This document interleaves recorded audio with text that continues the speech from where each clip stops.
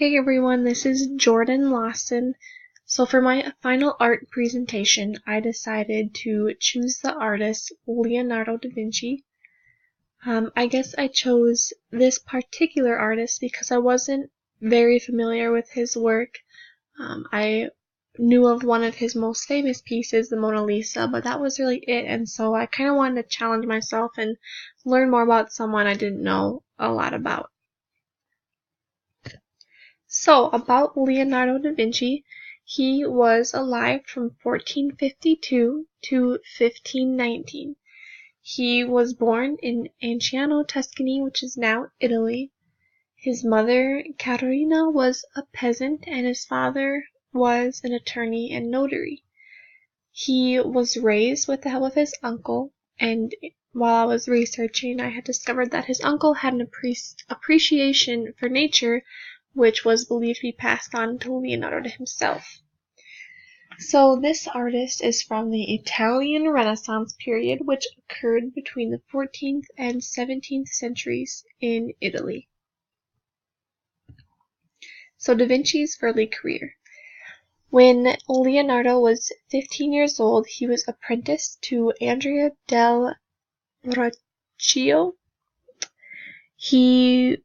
who was a noted sculptor and painter in Florence, Italy, and Da Vinci refined his techniques up until the age of 20, and when the opportunity came to leave his apprenticeship, he had denied and remained until 1478, until he became a master himself and could teach other individuals. So he's known for two of his more popular works, which are The Last Supper and Mona Lisa. So The Last Supper, I included a picture in the lower corner of the slide of The Last Supper. It's kind of blurry. There wasn't a super good quality picture because of how the painting, the actual painting is just older and how it's been maintained over time. But anyways, The Last Supper depicts the Passover dinner during which Jesus addresses the apostles and says, "One of you shall betray me." So one of the painting's features that I thought was really interesting was how each of the apostles have a different facial expression, and they all have kind of different body language being expressed.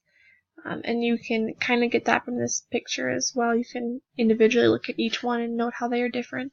So this is actually more so a mural. It measures 15 by 29 feet, so very large, and it took a long time to complete. Next we have the Mona Lisa, and it is also one of the most valuable paintings in the world. It holds the Guinness World Record for the highest known insurance value in history at $100 million, and that was in 1962. So, with how money and inflation and everything, that equals around 800 million just this past year in 2017. So it's believed to be the portrait of Lisa Gherardini, and I'm butchering these names, so I apologize. And it's a half portrait, so it's part of the torso, chest, and face. It's 21 by 31 inches, and it is currently on display in a museum in France. So Da Vinci, more than we know. So Da Vinci was considered to be a creative genius of the European Renaissance, and he made many contributions to different types of studies. So he made contributions to the study of hydraulics, zoology, geology, optics, physics, botany, and anatomy. So when I was kind of getting to know about Leonardo, that was one thing I really appreciated because I liked the sciences, and just that he had the balance of both art and sciences was pretty intriguing to me. So in our textbook it says, "To Leonardo, observation was essential to understanding the mechanics and the beauty of the world, and thus the foundation of both science and art." I think that's really prevalent just because we can learn a lot from observing just our surroundings. and everything that occurs around our own world to better understand lots of different aspects of life. So I really like that one saying. And then Sigmund Freud described Da Vinci like a man who awoke too early in the darkness while the others were all still asleep. I had read while researching that a lot of people of his time just kind of mocked Da Vinci and thought he was a madman for some of his ideas that he had.